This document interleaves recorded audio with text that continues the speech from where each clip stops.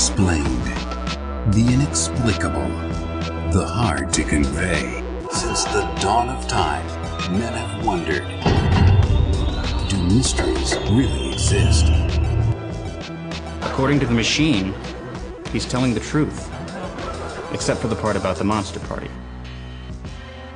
The mummy is drunk and he loves the funk. Hello to all of you wonderful angels, and thank you for listening to episode number 23 of Dharma Junkie. I'm kind of in a hurry to get this episode out because I am getting out of Pensacola for a couple days. I've got to leave. I've got to go to the woods. I've got to regroup and get my head together because I've been having some weird anger issues lately, and I'm trying to get that in check, and I'm not quite sure what that's stemming from. I've got some ideas, but I'm not really certain about any one thing in particular yet. But weird question. Do you believe in Bigfoot? Well, my guest, Gary Cocciolillo, does, and he's the host of the Everything Imaginable podcast. It's pretty interesting. You should definitely check it out. He talks about all kinds of stuff. It's kind of like this podcast, but a little more off the wall. Anyway, he's a super fun guy to talk to, and I had an awesome conversation. Liner note to the episode. In this episode, I actually said that the KKK was founded in Indiana, and that's not correct. It was actually founded in Pulaski, Tennessee, not in Indiana. So I was wrong. I had heard that, and I was wrong. So forgive me for all you KKK buffs out there. I hope there aren't any of you listening to my show, because if there is, please don't. Tell your friends that aren't in the KKK to listen to it, because they're the ones we want listening. Anyway, without further ado, here's Gary. You might catch yourself sliding in and out of a hallucinatory state. Just relax and enjoy it. Just relax and enjoy it. This is an experiment in mind formation. Information. Forming, controlling, operating your mind and your brain. Using digital techniques to overload, scramble, confuse, unfocus your mind.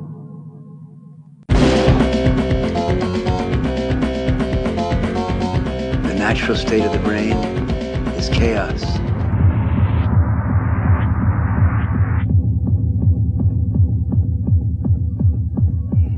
Chaos is beautiful.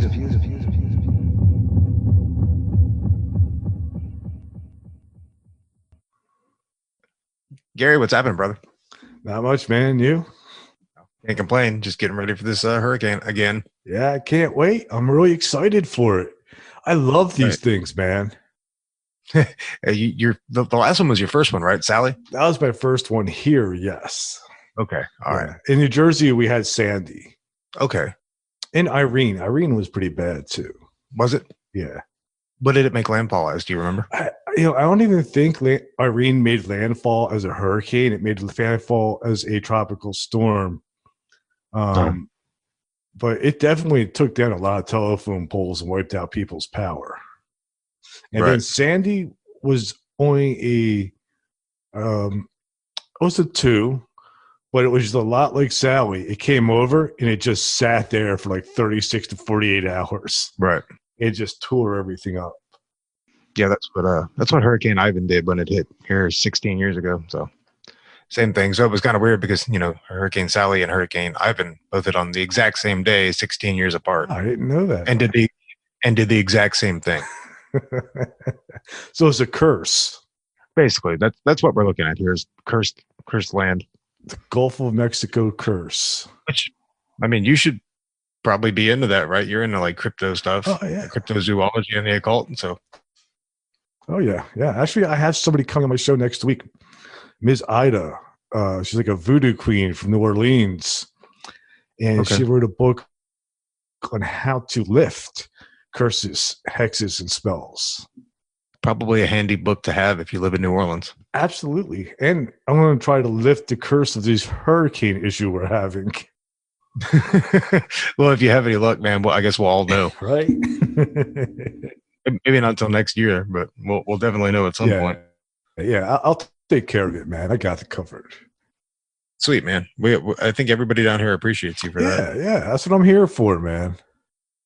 Now, are you going to charge a fee for that, or is it something you're going to do gratis? I'm not going to charge a fee, But what I will ask is for people to post links to my podcast everywhere. And you want to go ahead and tell everybody what the name of your podcast My is? podcast is called Everything Imaginable. Right on. How long have you been doing that? I've been doing it now for about 4 months. Right on. So started late April, early May. Yeah, like right around like when things started shutting down with COVID. Okay, so that was like March when that started shutting down. So just in that time frame, though. Yeah, it was about a month or two after that, I guess. May. I think it was around May. Yeah, I think we started about the same time because I think my first episode came out May 2nd or 3rd. Yeah, I'm not really sure because I switched providers about 10 episodes in, so I don't have my actual dates. Right. Yeah, that happens. I go through a couple different syndication places at the moment, but they do their job, I guess. It'd be easier. Now looking back at it, it would have been easier just to do it all myself. Maybe not easier, but definitely better financially. Right. But well, what happened with me is I was on Buzzsprout for a little while, and my episodes were too long, and I was doing too many episodes, and they charge you by it's like $30 for 12 hours of time on their platform. Oh, really? It was just ridiculous. So then I moved over to Simplecast because I get unlimited and for less money. Because most of my episodes now run an hour and a half to 2 hours. So right, yeah. I generally run about an hour to an hour and a half. So hour to 2 hours generally. Depending on the guest. I find people start to open up more usually after about 45 minutes. Right. Yeah. They kind of get comfortable a little bit. Yeah. It almost seems a shame to cut it off at that point. So I've had some guests though that they just didn't seem to warm up the entire time. It's just it is what it is. Yeah. I understand. Sometimes it's just not comfortable. Yeah. So some people are just nervous and they don't get past that. They can't come out of their shell. But a lot of people I find like after about 45 minutes, man, all of a sudden they just take off. Yeah. Who are some of the guests that you've had that really stand out for you? Who are some of the more interesting guests you've had? Definitely Lon Milo Duquette, the occultist. Yeah, I just actually after we talked the other day, I sent him a message and hoping to get a response from him. Yeah, he was a great guest. It's probably also my most listened to episode. Some of my other favorites, which are sort of like regulars for me now, are Rob Shelsky. He's written a ton of books. He's coming out with another one in November on quantum physics. Awesome. Jared Murphy, he wrote a book called It's Not Aliens, It's Worse, It's Us. He's always a good guest. Who else have I had? It's been really good. I recently had Mark Ireland on my show talking about life after death. I have a whole bunch of life after death episodes coming up. Interesting. So I've had all kinds of cool guests. Yeah, that's awesome. How many shows have you done so far? Do you know? I think I've published 57. I think I've recorded 68. So awesome. I have some, I have a backlog. Yeah. That's handy to have. That's one thing that I lack at the moment. So what was your reason to start the podcast? Did you have, were you just bored or like, what got you into the idea? It's a good question. I was really starting to feel bummed out because I'm a creative person. I've written a book, Enlightenment Guaranteed, the only book on Zen you'll ever need. And I'm also a musician. I love playing music. And what do you play? I play guitar. And I play any type of music. I started out playing mostly punk and metal. Right. But now that I can't play as fast because I'm getting old, I play a lot more blues. So, then what is that? There seems to be a transition. Because I did the same thing. I grew up playing punk and metal, and then like what I actually did professionally for a little while was play blues. Like I toured around with that, but it just seemed to come later. In my later years, I just mellowed out, I guess, and I don't know. But I'm noticing the same thing happen to you, and I see that with a lot of people. Like a lot of old punk rockers just kind of end up either playing blues or bluegrass or something of that nature. What do you think that is? Well, there's an old saying, it might sound a little racist, but some of the bluesmen would say to the white kids that are playing rock and roll is, if you want to play the blues, first you have to be black. I don't disagree with that. And what that means is, like, man, you got to live. You got to live to struggle for a while, man. And Right. after you live to struggle, then you can really feel it deep in your soul when you're playing it. It's way more authentic than when a kid tries to play it. Oh yeah, for sure. Yeah, you gotta. Was it Hank Williams that said you got to smelled a lot of manure to be able to hit those notes? So I think that's my theory. I mean, good theory. I can't disagree with it. Honestly, it sounds pretty accurate. I know that for me, like, I went through a lot of bullshit personally, but then I think I almost went through more after I really stopped playing professionally than I did while I was playing professionally and before that. So if I really wanted to play the blues, I could definitely do it now, but I'm actually happy now. So maybe it wouldn't work. I don't know. I think that's the one other thing too, is like, I think the blues really come out when you are happy, when you come out of the other side. Because then like now you look back at it and you can appreciate and express that bittersweetness of the pain. Right. You know? Yeah. The experience. Like when your old lady takes off on you, there's a good side to it, and there's a bad side to it, kind of thing. Yeah, it's very duplicitous. So you've had some weird, like, we talked about this when I was a guest on your podcast. You've had some like cryptozoology guests. What are those guys like, man? Are you into cryptozoology? You seem to be, just from our talk. And I was just wondering, like, do you think there's a Bigfoot and like a Mothman and whatever other cryptids are out there? Well, I definitely believe there's in Bigfoot. Yes, I'll say for Bigfoot, absolutely. Because there's so much evidence. There's tracks. There's photographs. There's film footage. But a lot of that could be faked. Collected hair samples and stool samples that have unidentified DNA. And the story has been around way too long to completely dismiss. So I do definitely believe in Bigfoot. Whether he's a cryptid or something else, I think is debatable. I think there's a lot of theories out there on what a Bigfoot might be. Right. Whether it's a multi-dimensional thing, whether he's some kind of creature working for aliens or whatever. Like in the employ of alien creatures? It's absolutely possible. He could just be coming down here picking up samples. Interesting. Comes down, pick a few flowers, and they beam them back up. Interesting. So is the supposition with that he is in that particular theory, that he is a creation of the aliens who is sent as like an ROV of sorts, like a collection device? Yeah. He was engineered by the aliens, or do you think that this is a creature that existed and then was offered some sort of like intergalactic exchange with the alien beings? It could be either one or a little bit of both.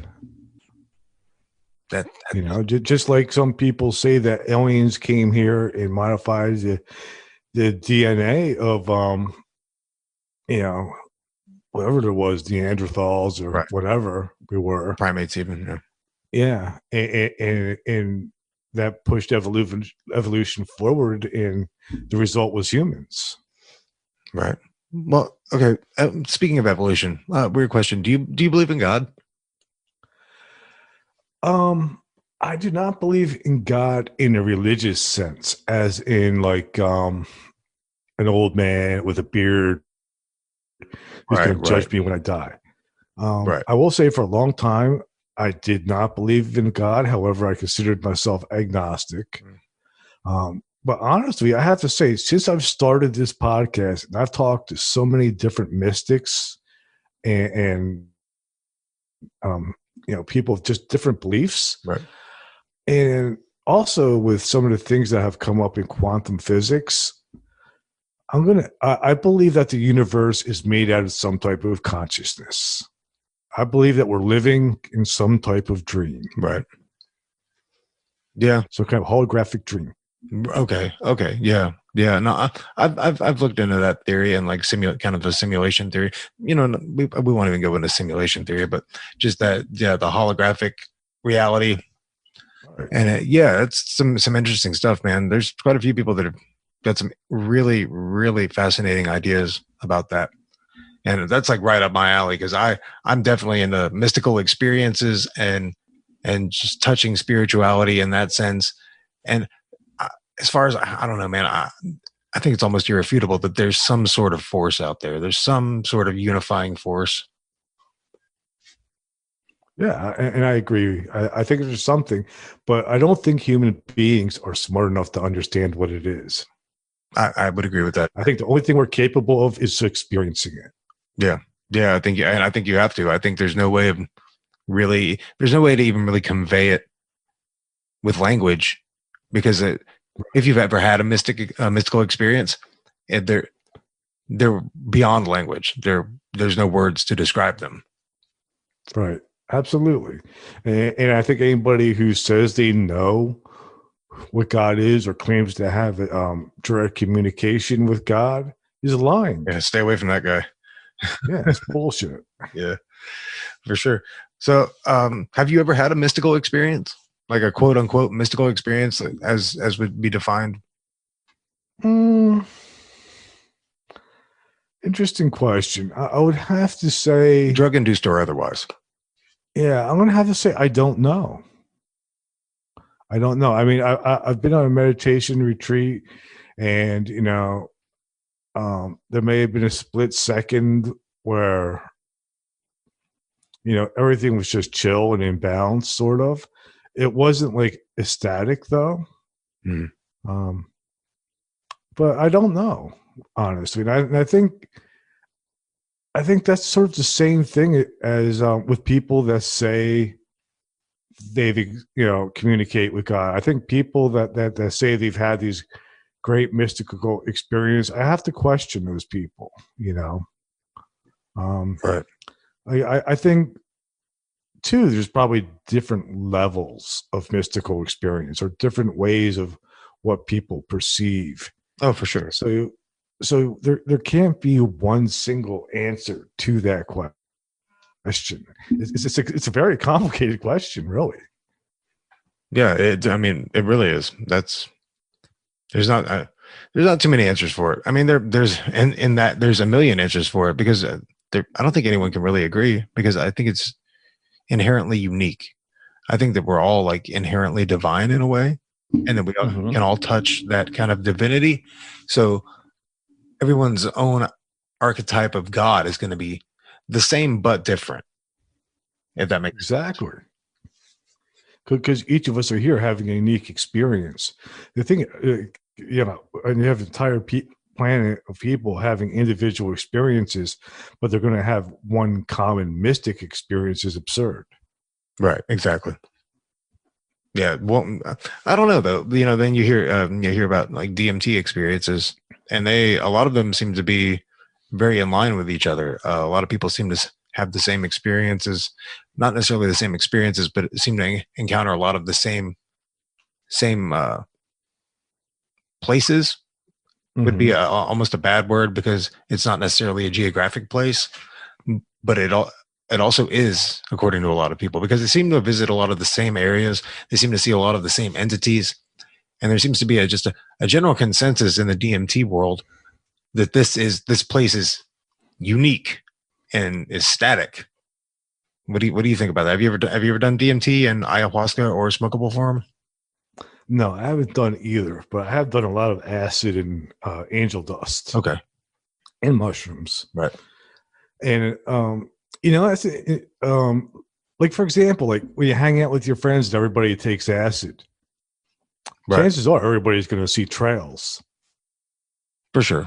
So why wouldn't it be the same with something like DMT? Because they're seeing actual figures. They're seeing actual entities and what appear to be rooms and locations, and everybody's brain is being affected the same way. Yeah, but I don't believe everybody has the same brain chemistry. I mean, it's definitely a tryptamine induced quote unquote hallucination. But if everyone's seeing it, what's the? I don't know. It just fascinates me. The whole idea behind it fascinates me, and that's why I had Dick Kahn on the show. I wanted to pick his brain a little bit because he's over like 600 experiences, which is quite a few DMT experiences because it's nothing mild. Yeah, there's probably something to it. I don't know. I haven't experienced it. Right. Like the one thing I really want to try next would be an isolation tank. Right. John Lilly. Yeah. Father of the isolation tank. Yeah. Also fed dolphins acid. How did that work out? Just about as you would imagine. I think it was for NASA, actually. I think NASA employed him to do research on dolphins, and he ended up giving them LSD. And you can read all about it. There's plenty of information out there. They actually did a really fun episode of Drunk History about that exact thing. I'll have to check it out. Yeah, you have to check it out. It's probably on YouTube, I'm sure. I would imagine so. Anyway, everything else is. Yeah. Alex Jones. What do you think about that guy? He is. See, Alex Jones. He's that right wing dude, right? I don't know if I'd say right wing. He's definitely not left wing, but I wouldn't know if I would say right wing. He's just Alex Jones. He's a madman for sure. Yeah, I don't know a whole lot about him. I just know that he does put out like a lot of conspiracy theory stuff. He does do that he is very well known for. And if anything, he would be known as the conspiracy guy. Yeah, the thing is, this one of the things that's really changed in my lifetime is conspiracy theories. Like when I, growing up and stuff, or even not so long ago, conspiracy theories were like Area 51, Illuminati, 9/11, stuff like that. Right. And now there's all kinds of weird conspiracy theories that are just nothing but propaganda. Right. Yeah, there are quite a few of those. What do you think about speaking of conspiracy theories, what do you think about the flat Earth theory? Oh, it's one of my favorites. Oh, the Earth absolutely has to be flat. Yeah. Yeah. How can it possibly be round? I mean, on a large enough plane, right? I don't know. I mean, I've been on a plane and it looked flat. Well, I mean, it's going to look flat. I don't think you're high enough up to 30,000 feet. Yeah. Yeah, I mean, but it's but you're not looking out the front window of it. I mean, who knows, man? I don't know. I can't get on board with it though. I mean, no, I've never heard any irrefutable evidence. I mean, we can look at other planets. We can view them from Earth, and they're observably round. And we're the one flat one. It doesn't make sense. Yeah, but we're the center of the universe, man. Oh, right. Forgot about that.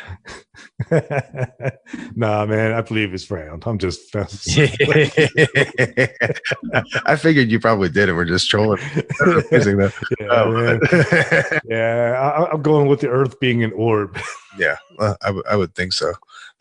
Those people are really, really passionate about it, though, aren't they? Like the conviction they have. Yeah, I think though they know that it's round. I think it's like I had a guy I went to high school with threaten to murder me. Really? Because I told him that he was bananas for thinking the Earth was flat. Bananas. But he didn't kill you. No. But just the fact that he would threaten someone over flat Earth just made no sense to me. But did he ever attempt it? No, I don't think he would. No, well, he was a pussy. Well, we won't go into that. We won't go into that. Speaking of pussies, do you think people are just inherently good, or do you think that everyone has the capability of evil? Oh yeah, I think that old saying, human beings are all capable of doing amazingly good things, and we're all capable of doing amazingly bad things too. Right. Yeah. Yeah. Yeah, I mean, you know, I think that we're animals. I mean, if you get right down to it, we're just animals, and that without a set list of guidelines, you know, as presented and as such as, you know, like in the Bible. I'm not a Christian in any way, but you know, I think people need some sort of structure and rules because without them, I think that they would revert to that animal state and it would just be chaos.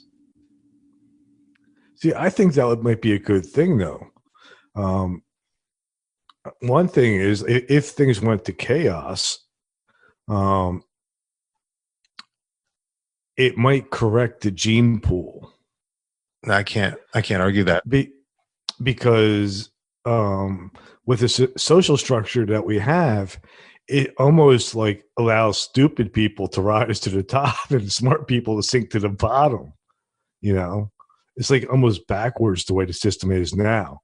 So if things were complete anarchy, chances, I mean, most likely, I would say the smartest and strongest people are going to be the one to survive, which would actually kind of would renew hope for humanity.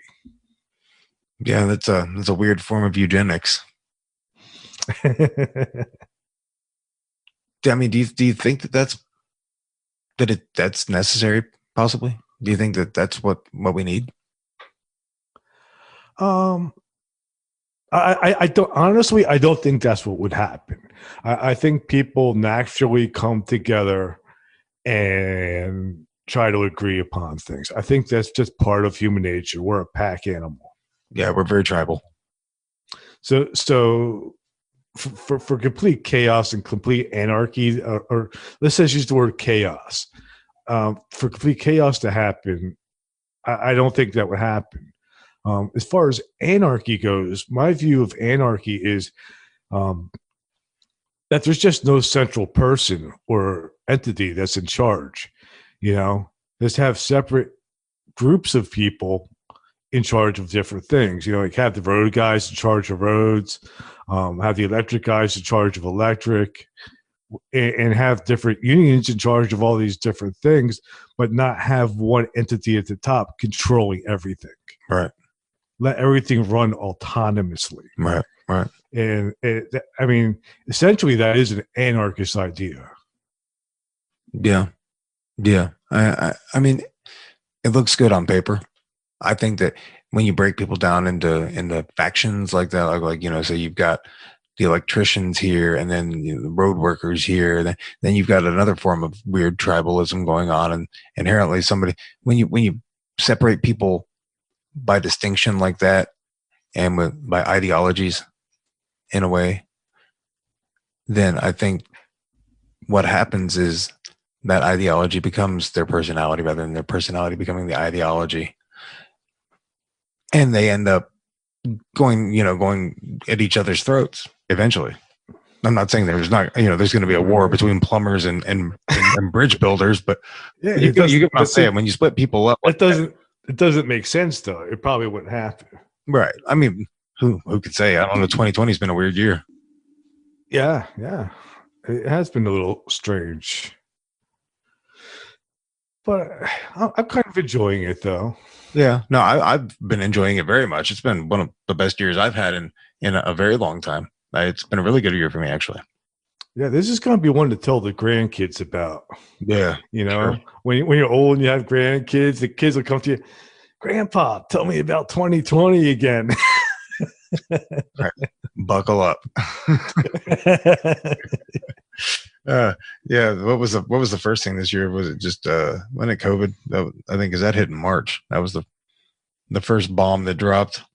Yeah. I don't know, it's just been a crazy year all around. So what do you do for a living these days? First of all, what do you do now, and what have you done in the past? Like, what kind of jobs have you held? I had all kinds of shitty jobs. I love it. Me too. Let's talk about that. Like right now, I work at Sam's Club, and I actually like my job now, honestly. I work for a third-party vendor. I don't actually work for Sam's Club, and we just make fresh squeezed orange juice, and it's actually kind of fun. That's awesome, actually. So, yeah, I'm kind of enjoying it. And My previously in New Jersey, I worked for Comcast. Okay. And the cable company. And my job there was retention. My job was I was the guy that tried to talk you out of disconnecting your cable. Oh, awesome. So I basically got paid to lie to people for 12 years. Yeah, sweet. And I'm a pretty good liar. Like I almost sold you on the flat Earth thing. Yeah, you did. You had me going. And I'm not very gullible either. So for you to have hooked me in like that, I know it's a skill. It is. I guess after 12 years of convincing people not to cut off their shitty cable service, you probably got pretty good at it. Yeah, I mean, why wouldn't somebody want to pay $300 so they could watch Fox News? Trust me, there's plenty of people out there that would gladly pay more than that to keep their Fox News fix. That's what I'm saying. They love it. They do. The CNN people love theirs too. I know. I just don't watch it anymore. I don't watch the news at all. I barely even look at the news. I didn't even know this other hurricane was about to hit until somebody told me about it a couple of days ago. And I was like, I should actually prepare for this one. No, I do watch it now. I watch local news now. Right. Yeah. It's that's an important thing to know, like that I can kind of branch off of on that subject is, keep it local. I find myself being much happier when I keep local, like with everything, when I just don't concern myself with what's going on a national or a world scale. If I just kind of, pay attention to what's right in front of me, I seem to be happier. Yeah, definitely. So, I watch like the Fairhope news. Fairhope has a dedicated news station. Oh yeah. What are some interesting stories out of Fairhope lately? Every once in a while to catch somebody jaywalking. One day it was a guy who jumped off the pier and tried swimming in the bay. Oh man, what an asshole!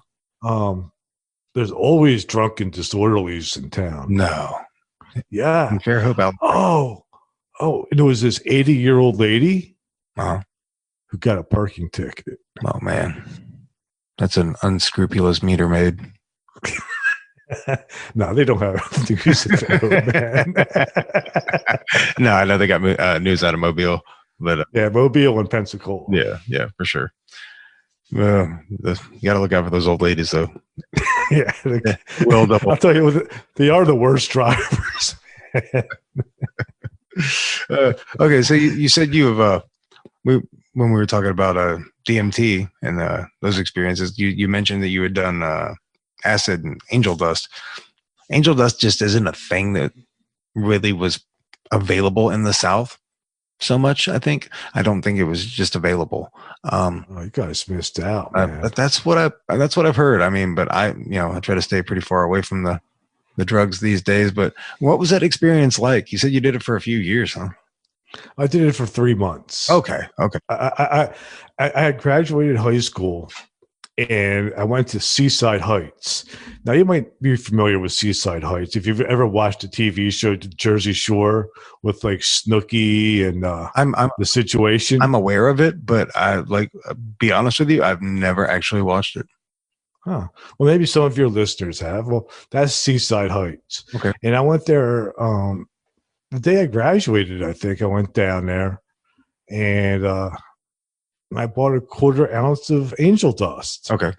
And the cool thing about angel dust is like you take like 2 hits off of it and you're tripping for like 24 hours. Oh, wow. So that bag lasted me the entire summer. Yeah, I can imagine so. And it was just awesome.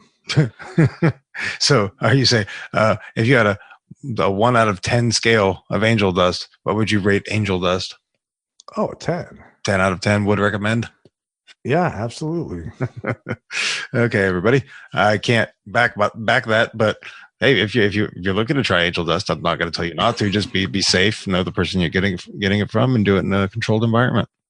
I don't even know if they still make it. I'm sure it's still available. Drugs don't go away, man. They invent new crazy ones. Yeah, or they just rebranded it under a different name. That's what I'm saying. They don't go away though. So tell me about your experiences with LSD. I mean, LSD was just sort of the typical LSD trips, trails, a little bit of hallucination. I mean, so you weren't taking large amounts of LSD, obviously. Not necessarily. Well, what I used to like to do is I would wake up in the morning, take a hit of LSD, and fall back asleep. Oh yeah, that was my favorite way to do it too. And then wake up into the trip. Yeah, that was absolutely my favorite way to do it as well. And that is the pro tip for everyone out there. There's really only one way to do it, and that is the way. Yeah. It's interesting waking up into it.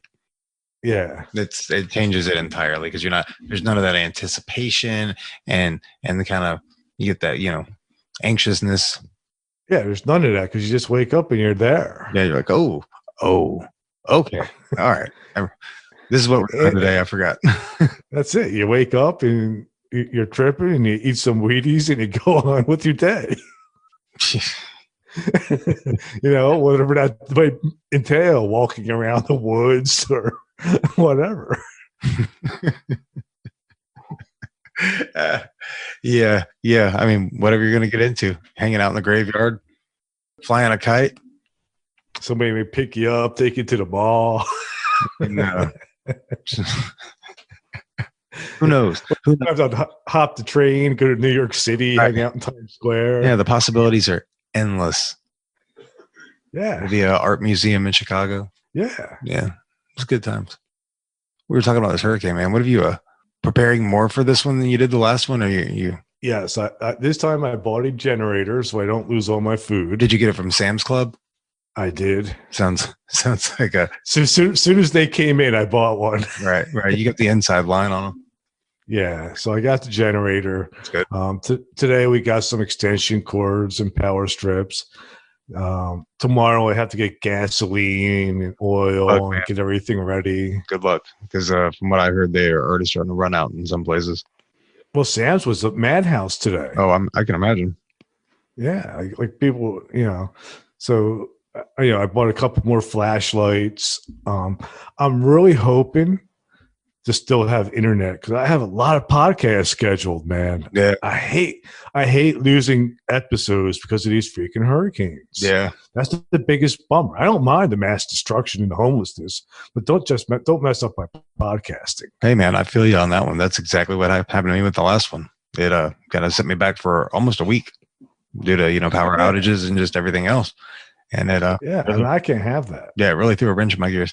So do you have like what does it feel like when you don't complete a podcast, or when something messes up and when you don't accomplish that goal? What does that feel like for you?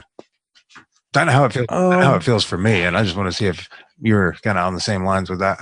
I kind of get anxious, and then I feel like at some point when I'm able to do it, I have to do like twice as much to make up for it. Right. You almost have to double down on your efforts. Yeah, because the podcast for me, the way I'm doing it, is all about momentum. I try to put out 5 to 6 episodes a week, and with every episode, I typically increase my listenership. Right. And I'm afraid that if I don't do that, I'm going to start losing listeners. I feel you. You'll start getting numbers like mine. Yeah, and I can't have that, man, because I am like the king of podcasting. Right. You're the top dog. But if you're putting out 5 or 6 a week, man, that's pretty intense, man. That's a lot of episodes. I don't put that many out in a month. Yeah, I do a lot, man. Because like for example, this week's schedule, I recorded one last night. Today I'm a guest on yours. Right. Tomorrow night I'm recording one. Wednesday I'm recording 3. Oh wow. Thursday I have 1 or 2. And I think on Saturday I have 3. Jeez, man.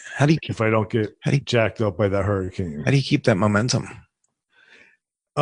It's a numbers game, man. I'll send out, 100 invites to people, and I might get somewhere between 10 to 20 back. Right. I mean, where do you find the time? I just do it like when I come home from work, I hop on my computer, I start sending out invites, Right. and whatever. Then I go to work, I come home, I record an episode before bed, I hop back on the computer, send out more invites. And it's been working good. But although I have to say, I'm a little concerned about November. Yeah. Yeah, because so far for November, I only have like 2 lined up, and it's already October 5th. Yeah. See, I don't even book that far out, man. I'm very, very spontaneous, very spur of the moment with it. I mean, some of them I do. There's definitely guests that I book a little further out, but I kind of fly by the seat of my pants sometimes, much to my detriment. Honestly, I just don't have the time. Honestly, I have so much stuff going on otherwise that just finding the time to even do what I do is. I'm surprised I'm able to do it. And so I'm absolutely amazed that you're able to do as much as you're doing. It makes me feel like I'm not doing anything at all. It makes me want to redouble my efforts, honestly. Oh, yeah. Well, you have to, you got to cut back on the sleep. Yeah. See, I was doing like 4 hours, 5 hours a night, and then I upped it to 7 or 8 because I needed it. But I feel like I might. Yeah, no. Well, you got to compromise then. You got to do like maybe 6 hours or 5.5 hours. Right. You got to sleep less. And when you are sleeping, like with me, when I'm sleeping, I'm still out there promoting my podcast on the astral plane. Oh, for sure. Yeah, I try to do that 100% of the time. I'm not going to let that opportunity slip by either, even when I'm sleeping. Yeah. So you mentioned your book earlier. When did you put that out? I think I was about 5 years ago. Yeah. What have the sales been like? Pretty decent? Or you had a good? Actually, don't even worry about the sales. Have you had a good response to it? It's gotten good reviews. I do guarantee it's called Enlightenment Guaranteed. So if somebody does not like the book or does not reach enlightenment after reading it, you will get your money back. Hey, that's a pretty good guarantee. So, and the book is only like $3.99 on Kindle. So that's not bad. And you'll get that $3.99 back if you don't hit enlightenment. Is there a lengthy email process in order to get your $3.99 back? No, man. You just send an email to Amazon. They take care of it all for me. Oh, so just send a postcard to Jeff Bezos. Yeah. Anyway, I think you'll enjoy that. Oh, yeah. Me and Jeff, we're on good terms. Hey, everybody, send postcards to Jeff Bezos. more details on this at the end of the episode. Yeah. And tell him that, they put my book on the top of all his lists. Right. What if he just ate the cost, and what if he gave you half of the $3.99? Like, so you get like $2. So, okay. He gives you $2, but he includes your book with every other Amazon purchase. So randomly, like the lottery, every other person who knows if it'll be you or not. It might be the guy next to you, but every other person will get a copy of your book.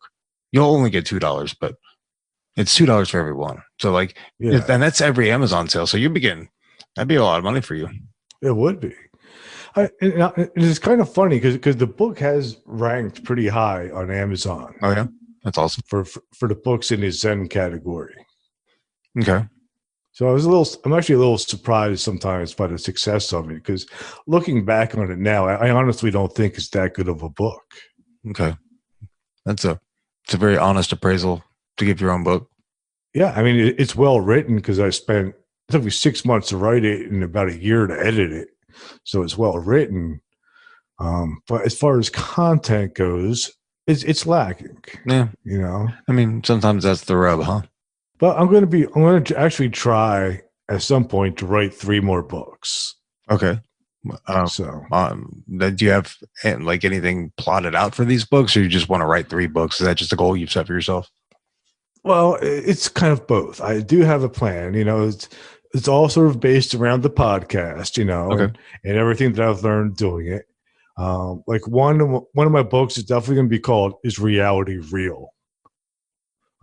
Because one of the things I've learned from like guests and from really looking into some of these things, reality itself is kind of sketchy, right? So that's going to be one.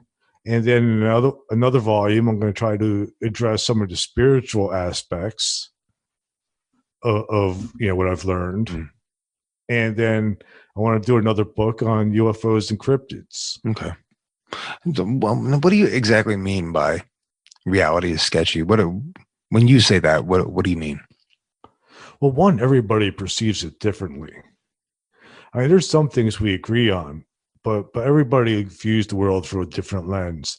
And also on the quantum level, matter does not exist. Right. It only exists because we are perceiving it. Right. So the only thing that actually exists is consciousness. Agreed. Yeah. Yeah. Matter is nothing but waveform until observed. So right. You're correct. So it's definitely not real. We're definitely living in some type of dream or simulation. Yeah. Yeah, that's like I said, I've dipped a little bit into the simulation theory, mostly after I spoke DMT a few times, and reality got a little iffy for me. The whole idea of it, I had to take a few steps back from it, both the DMT and the simulation theory, because I think either one on their own would be manageable, but you start putting the two together, and it's a recipe for schizophrenia almost. But not necessarily. I kind of see that differently. I think it's a recipe for freedom. Possibly. I don't have to take any of this shit seriously because it's not real. Yeah, no. I trust me, that was my motto for a long time. Like, none of it matters. It's not real. None of it exists. Yeah, it's just bullshit, man. Well, I mean, the only thing that really matters, I think, is that human beings need to learn how to be fucking good to each other. And good to everything else too.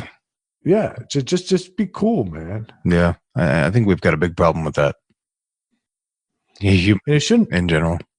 Yeah, and it shouldn't be that hard to do. You wouldn't think it would be. I mean, maybe if everybody just had some pizza or something.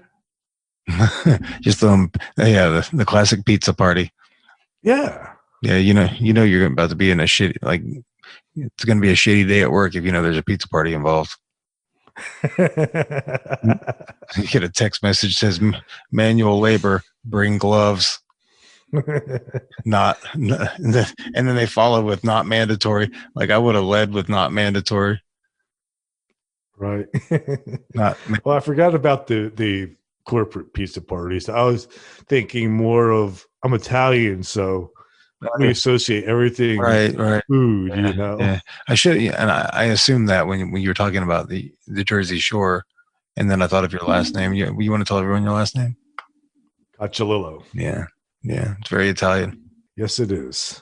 Very Italian. My funny story. My grandfather on my mother's side was an immigrant from Italy, and when the family moved over, they changed their last name to Brand, Brand.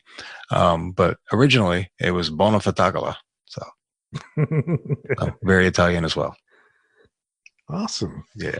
So we got. But that's not the Nazi grandpa, right? No, that's Italian grandpa. He was a flight mechanic in World War II. He was pretty awesome. Not cool. Nazi grandpa was dad's side. He's the one that traumatized you. No, he didn't traumatize me. I just stayed the fuck away from that guy. He's a real piece of shit. I didn't care for him. Yeah. Fuck those Nazis. Yeah.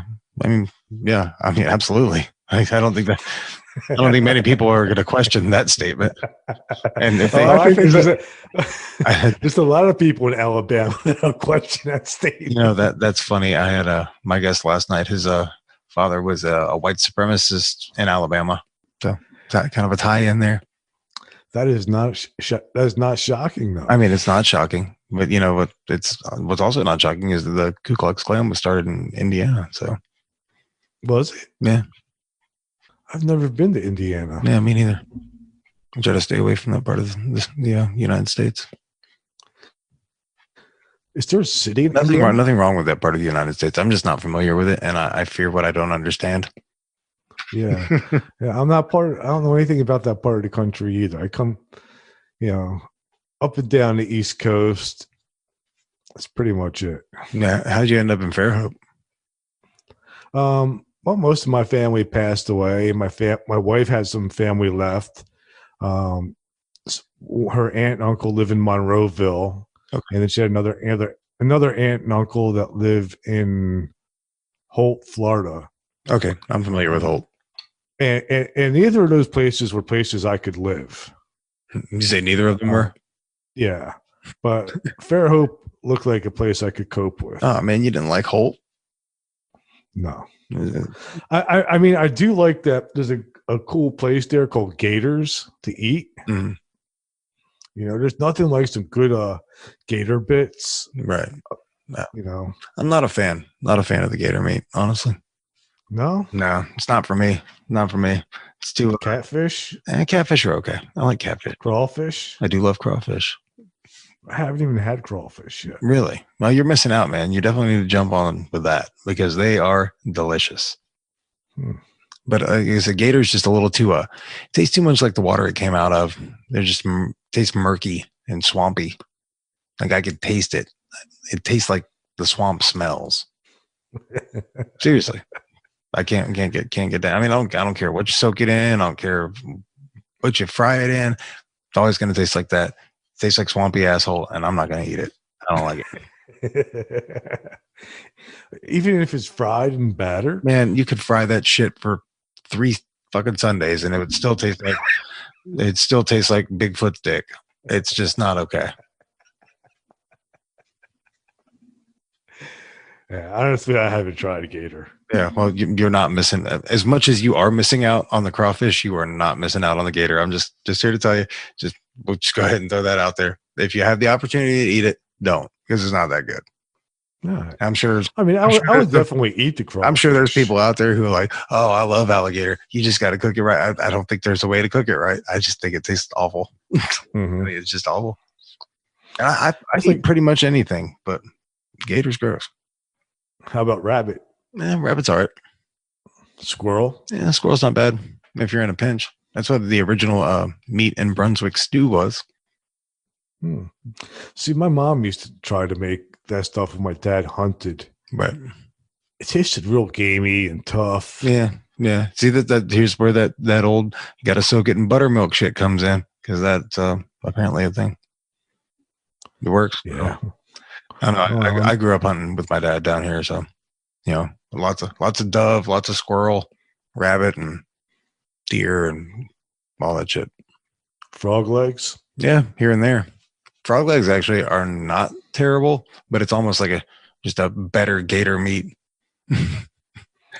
Yeah, we used to eat frog legs when I was a kid. And they taste swampy too, but not quite as much as gator. So, yeah, I'm very passionate about my dislike of alligator meat, as you can tell. Dude, you called it Bigfoot dick. I did. It's what it tastes like, man. How do you know what Bigfoot dick tastes like? Imagine, you don't even think it's real. I just imagine it tastes like that. That's if I had to guess, it's fucking nasty ass alligator meat. That's a bad visual, dude. If I had to imagine. What do you? I think that's what you're going to have to title this episode. What do you think Bigfoot's dick tastes like? I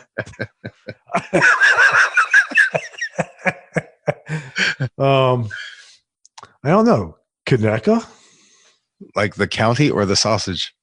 The sausage? It's like Andalusia, Alabama. That'd probably be more of a skunk ape. See, there we go. That's what see, it's all coming together now. Skunk apes, alligator meat, Bigfoot's dick. Yeah. Andalusia. I'm putting it all together like what was his name? John Nash. Yeah. He had a beautiful mind. I'm putting it all together over here. I've got push pins and strings everywhere. John Nash is from my hometown. Is he?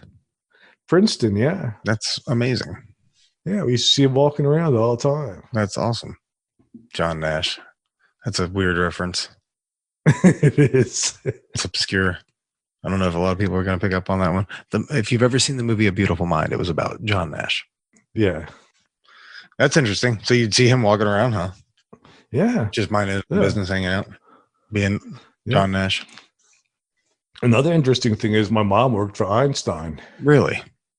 Yes. In what capacity?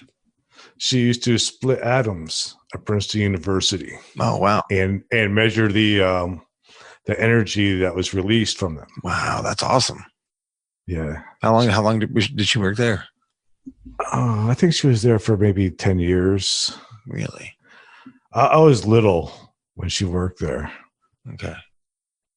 Yeah, so you don't probably remember too much about that, but that's super cool. No. That's fascinating. Yeah. Like Einstein had passed away before I think I was born, or the year I was born, but my mom still continued to work there. Okay. Working on that same project. Interesting. Einstein. That's I can't believe that came up. That's crazy. That's super cool though, man. That's super neat. That's a weird bit of trivia. Yeah. So what are your plans for the rest of the evening? But you gonna hang out? Get ready for the hurricane? I'm probably not gonna do any more hurricane prep for today. Probably after this, I will probably start trolling for podcast guests. That's always a thing to do. I need to do more of that because I don't think I do near enough of it. Yeah, I mean, it's pretty much. I probably spend 3 to 4 hours a day on that. Yeah, that's a lot for sure. It's dedication, man. Yeah, for sure. It is. Speaking of dedication and just as practice, you said your book is Enlightenment Guaranteed, and it's basically about Zen. What got you into Zen meditation? Well, it wasn't Zen to begin with. What happened was, I've always been a person that kind of considered myself well-read. And one day I said, you know what? I've never read a book by the Dalai Lama. So I bought this book called How to See Yourself as You Really Are. And I read it, and it blew my mind. Like right away, I just connected with it. Right. And I said, man, I have to try this shit. And I got on the internet, and I found a Buddhist nun that lived down the road from me. And she ran a meditation group. And I started meditating with them. And it's just something that just clicked for me right away. I said, oh my God, it's everything that he said in that book is true. Right. As soon as I learned how to disconnect myself from my thoughts, my entire perception of reality just totally changed. My whole life changed because I was no longer completely attached to myself. And then after that, there was a lot of Buddhists where I lived, and I would just go around and meditate with all these different groups. There was like these guys from Sri Lanka. I would hang out with them. There was all types of different groups. And then my work schedule changed, and I had to go to this other group, find a group at night. Like the only time I was off was like Sunday nights. And I found a Zen group, and that's how I started meditating with the Zen dudes. Awesome. That's rad, man. And like so how old were you when you started doing that? Let's see. I don't know, maybe 38. Okay. Sometimes I forget how old I am.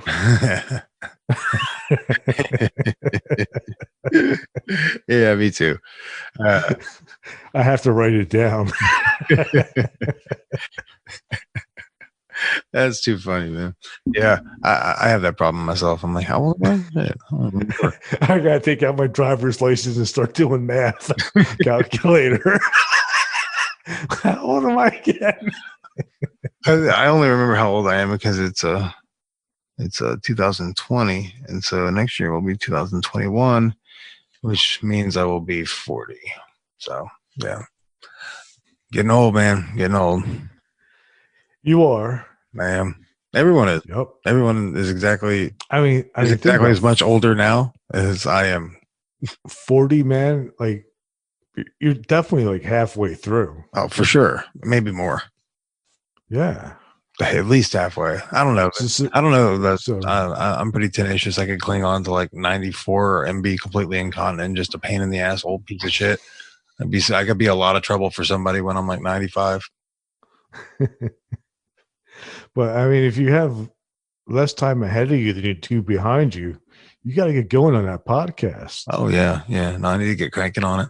I said I just I work so much and got a lovely girlfriend that I need to spend a decent amount of time with, and I've got other things going on, man. Just ironing a lot of fires. I do need to get on it though, man. I should. And I had this kind of thought the other day. I was like, I need to be more just dedicated to it. I need to set certain hours for it, and within that framework of hours, do like, okay, so here's 2 hours, and then just dedicate that to nothing but sending emails, and then spend another 2 hours doing whatever else I need to do for the podcast. Or like I split it up, man. Like I get up early in the morning and I spend about an hour and a half in the morning. Right. And then I spend maybe like another hour and a half at night. Okay. So, I mean, that's 3 hours total. Yeah, for sure. And that's it. It's that easy. Yeah. I got to get on it. I've been slacking on it, but like I said, I got work, and then I get off work and I go to the gym, and then by the time I get done with that, man, it's already like 6 o'clock, 5:30, 6 o'clock. Yeah, I just got to put more time in. Yeah, rededicate myself a little bit. Yeah, or like at the gym, just do a harder workout and get it done quicker. Yeah. I don't know, man. I work out pretty hard. I just work out for an extensive amount of time. I put the work in, bud. gotta do it. I do too, man. That's why I got like this 8-pack. Nice. I bet that was fucking popular on the Jersey Shore. Oh yeah. Yeah, it's still popular with the wife. Oh, as soon as I take off my shirt, she is all over me. Yeah. That's good, man. That's a healthy relationship, in my opinion. Yep.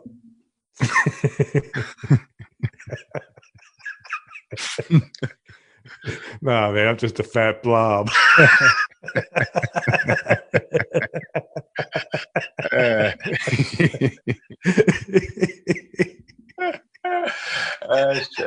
That's too funny. Yeah, man, you're killing me. Yeah. You mean you don't go pump iron after work, Gary? No, I don't. Why not? But my job's actually pretty physical, man. I'm lifting oranges all day. Like individually or like by the bag? By the case. Okay. Yeah, I mean, I guess the case probably weighs about 30 pounds. Yeah. I mean, at least a case of oranges. And I do a lot of walking. Like I keep track of all that shit on my iWatch, Oh yeah, and I hit my goals. Oh, that's cool. Yeah, I did the pedometer thing for a while, and on my phone, just a step counter. I did that for a minute, and I was walking a pretty good amount just at work. Just at work, I was probably walking like 6 miles a day.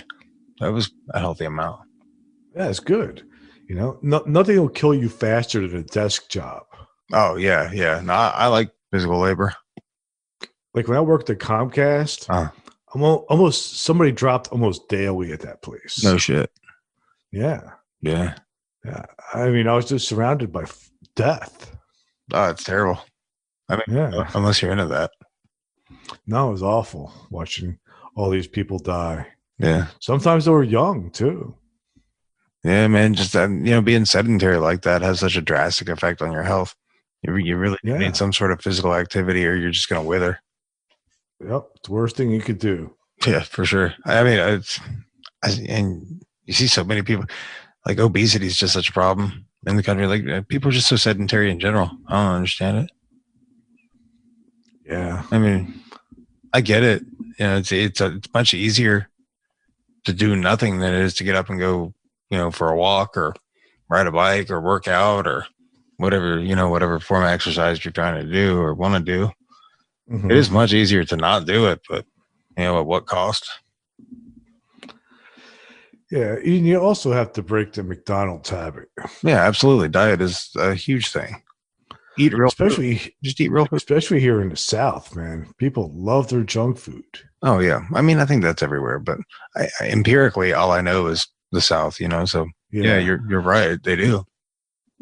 People like I never like up north. There's not a line at McDonald's. That's a drive-through. Yeah. But down here, if I want to go through a drive-through, I'm looking at a half-hour wait. Is it really that bad over there? Yeah. That's crazy. Yeah. Yeah. And even at work, man, all I see are these like fat people riding around in those little carts. Oh, wow.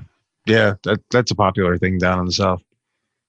I assume that's everywhere, though. I assume those people are everywhere. It's pretty amazing.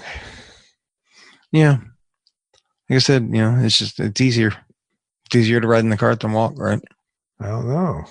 I don't even know how to use those stupid carts. I mean, they can't be too complicated. Well, I mean, you have to steer it. I mean, that's given. I don't think they have autopilot or anything. I mean, I guess it can't be much worse than driving a car. Yeah. Yeah, probably not. But I'm not that good with a car either. So that's why I drive a Jeep. So if I hit shit, it doesn't really matter. Hey, there you go. I don't even have to stay on the road. That probably comes handy in the hurricanes too, huh? Oh yeah, it's awesome. I could drive through all that shit. Awesome. You got a winch on it and shit? No, I don't have a winch. Why not?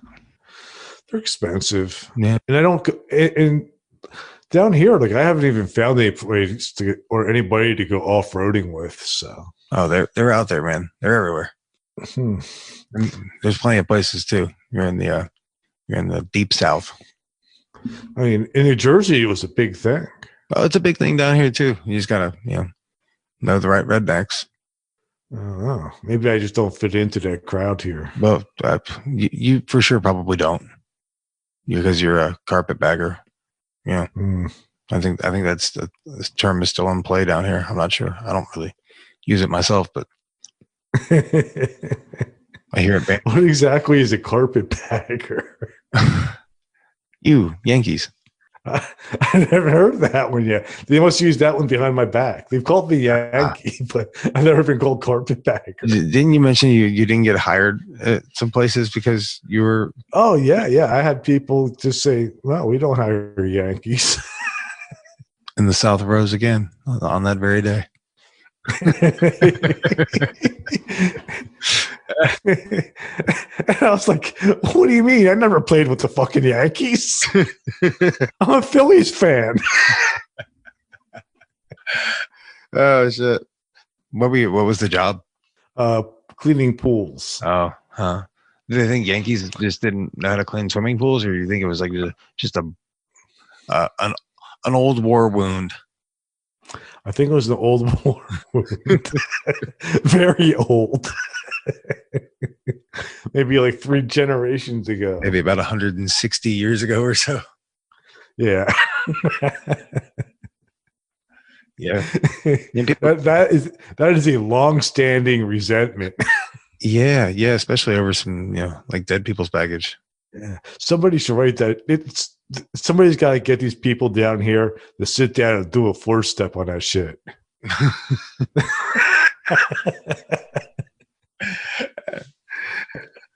So have you started working on any of these books yet? When you putting these out? They coming anytime soon? Well, you got to get on it, man. Yeah. I might have one done by next week. By next week? Yeah, I haven't started it yet. Okay, well, but I'm thinking really hard on it. I think you can put it up. I'm thinking on Wednesday. In between those 3 podcasts I'm recording, I can crank down that book. Yeah, just pump it out, man. If you had that Elon Musk Neuralink, you can get it done in no time. Because you gotta be productive. Well, I mean, of course. What else is there but productivity? That's what gives life meaning. Absolutely. If I'm not creating something, I'm breaking something. Yeah, for sure. So I have to stay busy. That's me, man. That's why I stay as busy as I do. The only time I'm not busy is when I'm meditating. Yeah. Same here. And I need to do that tonight for sure. I didn't last night, and I regretted it this morning. I don't do it too much at night, but in the morning I do, like when I wake up. See, that's I normally sit in the morning and at night. But I missed last night. So, but you did it this morning. Yeah. But I still feel like I got to catch up. I feel like I missed out on something. Oh, you missed out on nothing. Well, you can't have. Nothing is something. Something is nothing. That's true. Nothing is something. Something is nothing. Who knows? Someone knows for sure. Somebody does. It is not me. It's not me. If somebody says they do know, I'm not going to believe them. If somebody says they do know, you need to have them on your podcast. I've had people that say they know, and they've been on my podcast. And I definitely have one who says he knows that's going to be on my podcast. Oh, that's fun. I saw you have one episode where you got hijacked by a life coach. Oh yeah. You want to talk about that one? I haven't had a chance to listen to it yet, but I saw the title and I was like, that sounds amazing. Yeah, and I don't know. It was kind of funny because he actually sent me a copy of his book too. But I think he sent that out before I put out the episode. But yeah, he said he was a quantum physicist, and he turned out to be a life coach. Oh wow.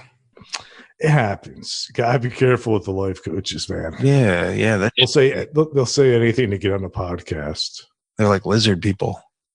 Kind of, yeah. It's like a. You think they operate at high levels of government? No, I think they operate like what are those things called? Like an MLM, the like a pyramid scheme. Oh, okay, like Amway. Yeah, that's how they operate. Interesting. Have you mapped this out? Have you mapped out the pyramid? Have you like tried to do any cartography on the framework of this pyramid? No. That'd be a good project. Mm-hmm. That could fill some of your time. It could. It could. Maybe after the second podcast and before you write the first 4 chapters of the book. Yeah, I could do that. I could definitely squeeze that in. It'll get back to me when you have that. Yeah. And I was also thinking about writing a couple of songs that day too. I'd save that for tomorrow. I'd save that for the next day. Yeah, no, you don't want. No, I you don't want to go. I can get it all in on the same day. Look, man, I think your eyes are bigger than your. along with maybe making a Zen garden in the backyard. You haven't made your Zen garden yet? I have not. I've been waiting for the cooler weather. You didn't get the memo? They sent it. They sent it out to everyone. It was too freaking hot this summer. That was actually how they led the memo.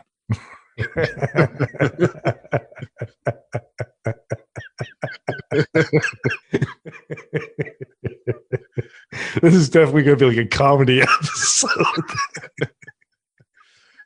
Yeah, it's a little funny. I'm enjoying the format of this episode. Actually, I think it's great. I think I need to do more like this.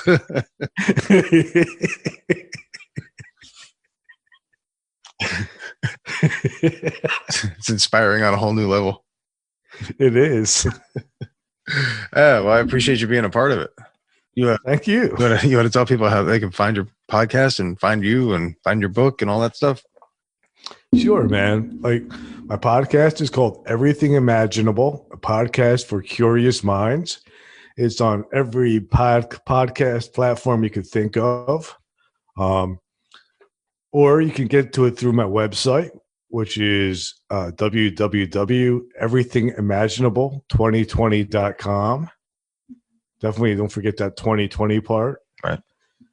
The book is on Amazon. It is called Enlightenment Guaranteed, the only book on Zen you'll ever need. And if you don't reach enlightenment, you'll get your money back. Or Jeff Bezos gets $2. No, you'll get your money back. Don't worry. I took care of Jeff, man. That's awesome. Good. I got Jeff under my thumb. Yeah. Somebody needs to. Put him in check. Yeah, I'll deal with him between podcast 2 and 3. I think you're spreading yourself too thin, man. No, I got it covered, man. Somebody's got to manage the world. Well, good luck with that. Well, certainly the guy that's supposed to be in charge is doing a good job. Hey, for sure that too. Yeah. I was going to say something funny, but it's just that's not even funny anymore. Say it, man. No, I mean, it's just like the whole situation is just not even funny anymore. So. It gets more and more ridiculous. Oh no, it's super ridiculous. It's just not. I don't know. It's funny because it's so ridiculous. The absurdity is funny. Like when I woke up today at one morning and found out a specific person had COVID, I couldn't stop laughing that morning. I was just dying. I thought it was hysterical. But then I figured it out. I figured out that it was just all fake. This person made it up. Do you think? I think so. Yeah. Yeah, you think it's like yeah. I thought about that. Yeah, I think the whole thing was a total sham to win votes. Possibly. It was just another campaign publicity stunt. I mean, but is there any proof that said person does not actually have it? No. I haven't really been paying attention. Have you had it? No, I haven't. I had it, I think, in January. Really? Yeah. How was that for you? It sucked. Yeah, that's what I hear. My guest last night actually had it. Yeah, I had like 104 fever. I puked for the first day. Took me about 2 weeks. Yeah, I heard it was like a really bad flu. Yeah, that's what it is. Yeah, it sounds pretty terrible. Yeah, but at least I got it over with. Now I'm immune to it. So yeah, long as I can get back to my podcasting responsibilities. Right, and you got books to write, songs to record, and mountains to climb, and yeah, exactly. Bigfoots to find, and would it be Bigfoots or big feet? I think it would be squatches. Squatches? Is that's the that would be the technical term. Okay, I wasn't sure. I don't. My Squatch nomenclature is not on point. So you don't believe in Bigfoot? I just have my nah, man. I don't. I mean, you were saying that it goes, and it does go back in history pretty far. How do you know exactly how far back sightings of not necessarily Bigfoot, but like native peoples recorded things of that nature? Because I know native on this continent or all continents. Well, I mean both. I mean, I guess you probably know some of the numbers, huh? I mean, I would probably say about 3,000 years. Really? Yeah. I mean, where did these stories originate? Well, they're all from. I mean, the sightings of Bigfoot are all around the world. Right. I think in same thing here in North America. Every tribe has their own different legends of the same creature. Right. Yeah. So it's like everywhere, basically. Yeah. I mean, all through Canada, all the way down to Florida. Yeah. Yeah, he gets around. Well, it's because it's a species. Do you think it's the same species? Well, what do you? It could be like I guess like dogs are all a species of dog, but there's different breeds. Right. So I think it would be like that. Because it's probably, how like different breeds do better in different climates. Right. I would have to assume that it would have to be the same thing with squatches. Yeah, but all dogs came from wolves. Right, but they bred and evolved to adapt to different circumstances. Because some did better in certain areas, and some didn't do better. Like long-haired dogs do better in Alaska. But I believe that was due to human intervention. So, without human intervention, there wouldn't be different breeds of Squatch. Right, but who says there wasn't alien intervention on the Squatches? That's true. That's true. I mean, come on, man. There's alien intervention everywhere. Is there? I mean, do we know that? Oh yeah. I got sources, man. Oh yeah. Have you ever listened to my podcast? Yeah. I haven't listened to every episode though. I haven't got that deep. I've listened to like 4 or 5 of them. You're just skimming the surface. I know. Where do I find the time? In between podcast 2 and 3. Just like everybody else. Shit, Gary. Thanks for being on the show, man. It was a good time. Thanks, man. Good luck with the hurricane, man. I hope you'll fare well. You too, man. 1,000 thanks again to Gary for being on the show. I'll have his contact info in the liner notes of the episode on dharmajunkiepodcast.com. Please rate, review, and subscribe to the show if you like it. And if you have any problem with it, I don't know, send me an email. I've got a contact on my website. If you want to be on the show, send me an email. Let's talk. Anyway, thank you for listening. Namaste. Everybody's invited. Everybody was frightened.